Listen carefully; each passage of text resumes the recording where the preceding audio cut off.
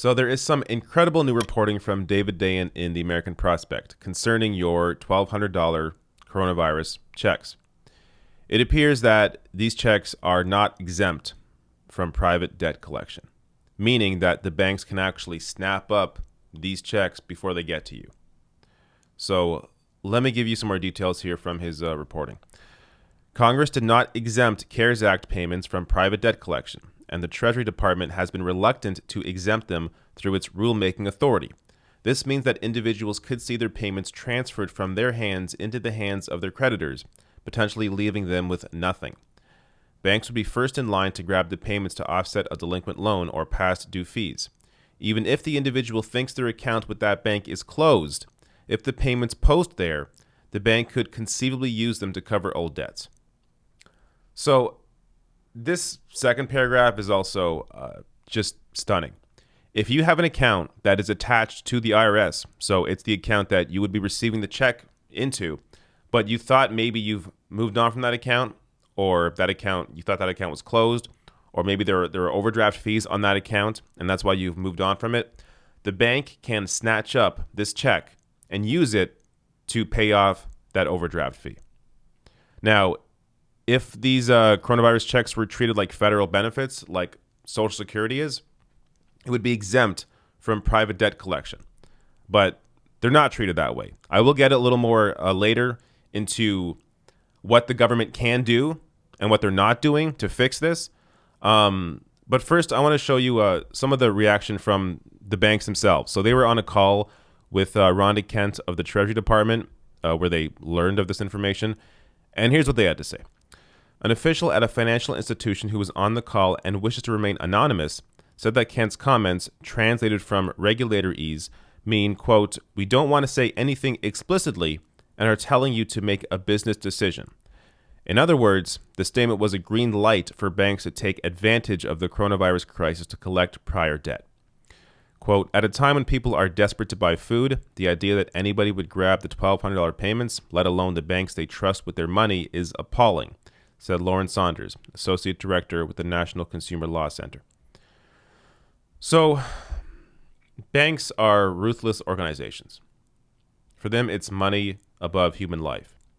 And clearly, from that first quote there, they recognize what the government's doing here. They recognize from Rhonda Kent's words that, yes, this means that they can snatch up these checks. It is legally, they can legally snatch up these checks for those debts. Now, as David Dayen tweets out here, and is also in the piece, he checked with the 5 largest consumer banks. Only JP Morgan Chase said they would not use CARES Act payments to offset debts. The other 4 gave no response. So, if your account's with JP Morgan Chase, you should be safe. But having no response from the other 4 major banks clearly shows you that they are open to doing this. Now, I'm going to get a little more into how this can be fixed, but let me just say, if there is enough negative PR about this before it happens, or at least before there's widespread issues of this, I imagine it would have some impact, and the banks would be embarrassed enough potentially to stop doing this. But again, these are ruthless organizations that don't care about lives. They care about money. So unless they see this as a way for them that will actually hurt their bottom line because the PR will be so bad, then maybe they'll stop it. But until then, this is the situation right now. And this is how the Treasury Department could stop it. Congress did give Treasury the authority under Section 2201 of the CARES Act to write rules exempting the payments from private debt collectors. Senators Sherrod Brown, Democrat of Ohio, Ron Wyden, Democrat of Oregon, and Elizabeth Warren, Democrat of Massachusetts, wrote to Treasury Secretary Steve Mnuchin on April 3rd, urging him to write rules to that effect. Brown later teamed up with Republican Josh Hawley to ask for the same thing.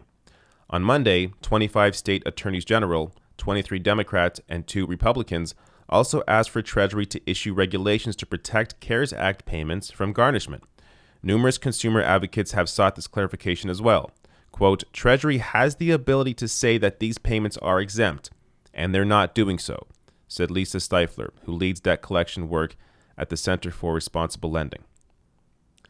So there is a clear way that the Trump administration could avoid this, could ensure that banks don't garnish these checks, but they aren't doing it.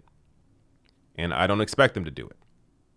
So right now, your only course of action, I think, is to reach out to your bank, to go on social media, to say something, ensure that they hear this message, that you are angry, that you are aware that they may do this. I just can't imagine, given enough bad PR, that the banks will go through with this, because they understand, they should understand, that this is money that people need. Money people need for food, for shelter, for bills, for whatever. And again, $1,200 is not enough, but it's at least something to keep people going for now. And to garnish that money will absolutely destroy lives. So they have to hear it straight from you. Also, I'll link to this article below the video. David Dayen does incredible work at the American Prospect.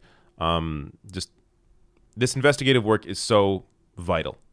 So go there, check out the link, support the American Prospect if you can as well. And again, the only course of action here really is to reach out to your bank.